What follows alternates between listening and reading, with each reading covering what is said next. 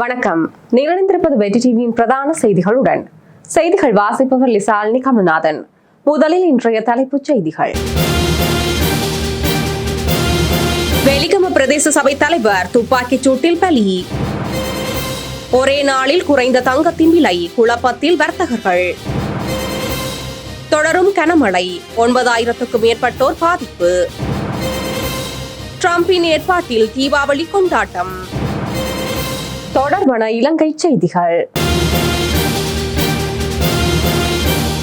ஐக்கிய மக்கள் சக்தியின் வெலிகம பிரதேச சபை தலைவர் லசந்த விக்ரமசேகர மீது இன்று மேற்கொள்ளப்பட்ட துப்பாக்கிச் சூட்டில் அவர் உயிரிழந்துள்ளதாக போலீசார் தெரிவித்துள்ளனர்.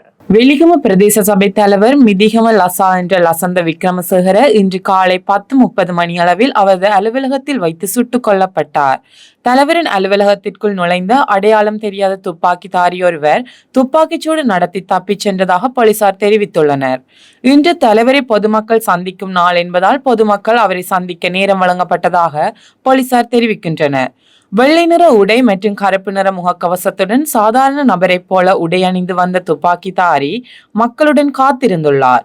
இதன் போது பெண் ஒருவர் தலைவரின் அலுவலகத்திற்கு சென்று கடிதம் ஒன்றில் கையெழுத்தை பெற்று வெளியில் வந்த வேளை துப்பாக்கிதாரி அலுவலகத்திற்குள் நுழைந்ததாக போலீசார் தெரிவித்தனர். துப்பாக்கிச் சூட்டுக்கு பிறகு துப்பாக்கிதாரி மோட்டார் சைக்கிளில் ஏறி தப்பிச் சென்றுள்ளார். துப்பாக்கிச் சூட்டில் தலை மற்றும் கழுத்தில் பலத்த காயத்துடன் கீழே விழுந்து கிடந்த தலைவரை அங்கு கூடியிருந்தவர்கள் உடனடியாக வைத்தியசாலையில் அனுமதிக்க நடவடிக்கை எடுத்தனர். எனினும் அவர் உயிரிழந்ததாக வைத்தியசாலை தகவல்கள் தெரிவிக்கின்றன. 38 வயதான லசந்த விக்ரமசேகர மிதிகம பகுதியைச் சேர்ந்தவர் என தெரிவிக்கப்படுகிறது. துப்பாக்கிச் சூட்டுக்கு பிஸ்டல் வகை துப்பாக்கி பயன்படுத்தப்பட்டதாகவும் துப்பாக்கிச் சூட்டுக்கான காரணம் இன்னும் கண்டறியப்படவில்லை என்றும் போலீசார் தெரிவிக்கின்றனர். துப்பாக்கிச் சூட்டில் உயிரிழந்த வெலிகம பிரதேச சபை தலைவர் லசந்த விக்ரமசேகர கடந்த உள்ளூராட்சி மன்ற தேர்தலில் ஐக்கிய மக்கள் சக்தி சார்பில் போட்டியிட்டு அதன் தலைவராக தேர்ந்தெடுக்கப்பட்டார். தலைவர் பதவி தொடர்பாக சர்ச்சைக்குரிய சூழ்நிலை எழுந்தது. தற்போது சிறையில் அடைக்கப்பட்டுள்ள ஹரக் கட்டா என்ற நந்துன் சிந்தகவின் நெருங்கிய கூட்டாளியாக அவர் அடையாளம் காணப்பட்டுள்ளதாக போலீசார் தெரிவித்துள்ளனர். இச்சம்பவம் தொடர்பான மேலதிக விசாரணைகள் தென் மாகாணத்திற்கு பொறுப்பான சிரேஷ்ட பிரதி போலீஸ் மா அதிபர் ஹிட்ஸ்ரி ஜெயலத்தின் நேரடி மேற்பார்வையின் கீழ் நடைபெற்று வருகின்றது. நாடு முழுவதும் மாகாண மற்றும் தேசிய பாடசாலைகளில் 36,178 ஆசிரிய வெற்றிடங்கள் நிலவுவதாக பிரதமரும் கல்வி, உயர்கல்வி மற்றும் தொழிற்கல்வி அமைச்சருமான ஹரணி அமரசூரிய தெரிவித்துள்ளார். பாராளுமன்றத்தில் நிலையியல் கட்டளை 27 2 கீழ் எதிர்க்கட்சி தலைவர் சஜித் பிரேமதாசவினால் கடந்த செப்டம்பர் 12ஆம் தேதி எழுப்பப்பட்டிருந்த கேள்விகளுக்கு நேற்று செவ்வாய்க்கிழமை பதிலளித்து உரையாற்றுகையிலேயே பிரதமர் இந்த தகவலை வெளியிட்டுள்ளார். இதன்போது பிரதமர் மேலும் கூறுகையில், நாடு முழுவதும் 2025 மே மாதம் 31ஆம் தேதி அளவில் பாடசாலைகளில் நிலவிய ஆசிரியர் வெற்றிடங்களுக்கு அமைய தேசிய பாடசாலைகளில் 1501 வெற்றிடங்கள் காணப்பட்டன. அத்துடன் மேல் மாகாணத்தில் 4630 வெற்றிடங்களும், தென் மாகாணத்தில் 2513 வெற்றிடங்களும், மத்திய மாகாணத்தில் 6318 வெற்றிடங்களும், வடமேல் மாகாணத்தில் 2990 வெற்றிடங்களும், ஊவா மாகாணத்தில் 2780 வெற்றிடங்களும், வடமத்திய மாகாணத்தில் 1568 வெற்றிடங்களும், கிழக்கு மாகாணத்தில் 6631 வெற்றிடங்களும், சப்ரமோ மாகாணத்தில் 3994 வெற்றிடங்களும், வடக்கு மாகாணத்தில் 3271 வெற்றிடங்களும் என்ற அடிப்படையில் மொத்தமாக 36,178 ஆசிரியர் வெற்றிடங்கள் நிலவியது. இதேவேளை எதிர்காலத்தில் தேசிய பாடசாலைகளுக்கு விஞ்ஞானம், கணிதம், தொழில்நுட்பம், வெளிநாட்டு மொழிகள் உள்ளிட்ட பாடங்களுக்கு நியமனங்கள் வழங்கி வைக்கப்பட உள்ளன. அத்துடன் ஆசிரியர் சேவை வெற்றிடங்களை நிரப்புவதற்காக பிரதமரின் செயலாளர் தலைமையில் அரசு சேவை நியமன குழுவினூடாக அதற்கான நடவடிக்கைகள் முன்னெடுக்கப்படும் என்றும் தெரிவித்துள்ளார்.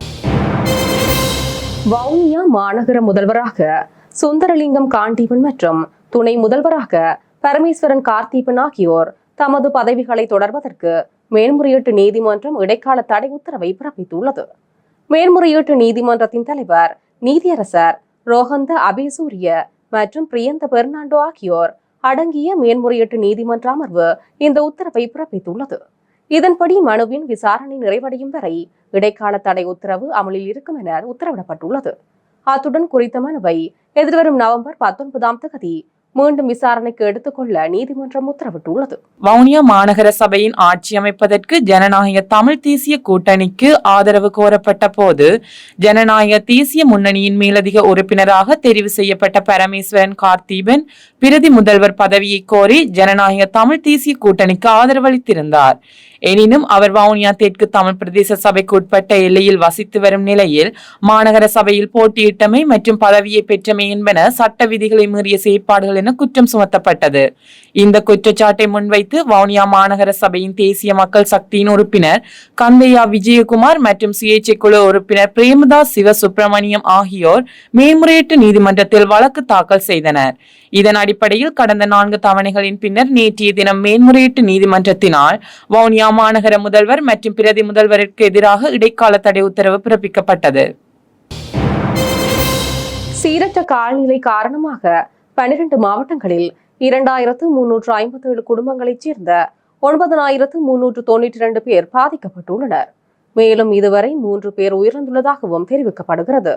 இந்த நிலையில் பகுதியளவு சேதமடைந்த வீடுகளின் எண்ணிக்கை 377 என்று தேசிய அனர்த்த முகாமைத்துவ நிலையத்தின் பணிப்பாளர் பிரதீப் கொடிப்பிலி தெரிவித்துள்ளார்.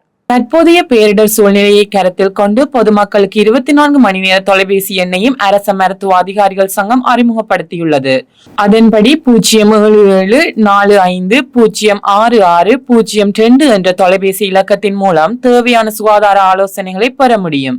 இதேவேளை இம்மாதம் 28ஆம் தேதி வரை கனமழை பெய்யும் என எதிர்பார்க்கப்படுவதாக வளிமண்டலவியல் திணைக்களத்தின் பிரதி பணிப்பாளர் மெரில் மெண்டிஸ் தெரிவித்துள்ளார். இலங்கையில் இன்றைய தினம் தங்கத்தின் விலை 20,200 ரூபாயால் குறைந்துள்ளது.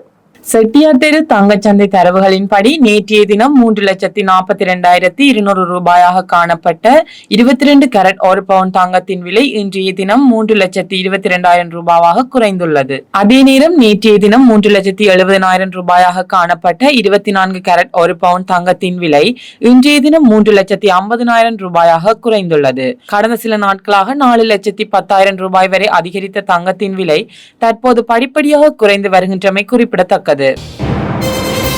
தொடர்பான உலக செய்திகள். உகண்டாவின் நெடுஞ்சாலை ஒன்றில் இன்று 2 பேருந்துகள் ஒன்றோடு ஒன்று மோதிய விபத்தில் 63 பேர் உயிரிழந்துள்ளதாக போலீசார் தெரிவித்துள்ளனர். உகண்டாவின் தலைநகரமான கம்பலாவிற்கும் குழு நகரத்துக்கும் இடையிலான நெடுஞ்சாலையிலேயே இந்த விபத்து இடம்பெற்றுள்ளது. எதிரெதிர் திசைகளில் இருந்து வந்த 2 பேருந்துகள் ஒரு லோரி மற்றும் விளையாட்டு பயன்பாட்டு வாகனம் ஒன்றை முந்திச் செல்ல முற்பட்ட போதே இவ்விபத்து இடம்பெற்றதாக போலீசார் தெரிவித்துள்ளனர். வெள்ளை மாளிகையில் அமெரிக்க ஜனாதிபதி டொனால்ட் ட்ரம்ப் தீபாவளி பண்டிகையை கொண்டாடியுள்ளார். இலங்கைக்கு அப்பால் அமெரிக்கா, பிரிட்டன், ஐக்கிய அரசு அமீரகம், ஆஸ்திரேலியா, கனடா உட்பட பல்வேறு நாடுகளில் வாழும் தமிழ் சமூகத்தினரும் தீபாவளி பண்டிகையை கொண்டாடி வருகின்றனர். இந்த நிலையில் டொனால்ட் ட்ரம்ப் அவரது அலுவலகத்தில் வைக்கப்பட்டிருந்த 5 திரிப்பித்தளை விளக்கை ஏற்றி தீபாவளி பண்டிகை கொண்டாட்டத்தை தொடக்கி வைத்தார். இந்த நிகழ்வில் பேசிய ட்ரம்ப், இந்த விளக்கு இருளின் மீது ஒளியின் வெற்றி, அறியாமையின் மீது அறிவு மற்றும் தீமையின் மீது நன்மையின் வெற்றி என்பதை குறிக்கின்றது என்றார். இந்த நிலையில் டொனால்ட் ட்ரம்ப் அவரது அலுவலகத்தில் வைக்கப்பட்டிருந்த 5 திரிப்பித்தளை விளக்கை ஏற்றி தீபாவளி பண்டிகை கொண்டாட்டத்தை தொடக்கி வைத்தார். இந்த நிகழ்வில் பேசிய ட்ரம்ப், இந்த விளக்கு இருளின் மீது ஒளியின் வெற்றி, அறியாமையின் மீது அறிவு மற்றும் தீமையின் மீது நன்மையின் வெற்றி என்பதை குறிக்கிறது என்று தெரிவித்துள்ளார். அடுத்து வருவது விளையாட்டு செய்தி. ஹாங்காங் சிக்ஸர்ஸ் கிரிக்கெட் தொடருக்கான இலங்கை கிரிக்கெட் அணி அறிவிக்கப்பட்டுள்ளது. நவம்பர் 7 தொடக்கம் 9 வரை நடைபெறவுள்ள இந்த தொடருக்கான 8 பேர் கொண்ட அணி அறிவிக்கப்பட்டுள்ளது. அதன்படி லஹிரு மதுசங்க, தனஞ்சிய லஷன், தனுக தாபரே, நிமேஷ் விமுக்தி, லஹிரு சமரகோன், தரிந்து ரட்நாயக்க, சச்சித ஜெயதிலக, மோவின் சுபசிங்க ஆகியோர் அடங்குகின்றனர். இத்துடன் நமது பிரதான செய்திகள் நிறைவடைகின்றன. எமது அடுத்த பிரதான செய்தியினை நாளை மாலை எதிர்பாருங்கள். தொடர்ந்து இணைந்திருங்கள் வெற்றி டிவியின் யூடியூப் பக்கத்துடன். வணக்கம்.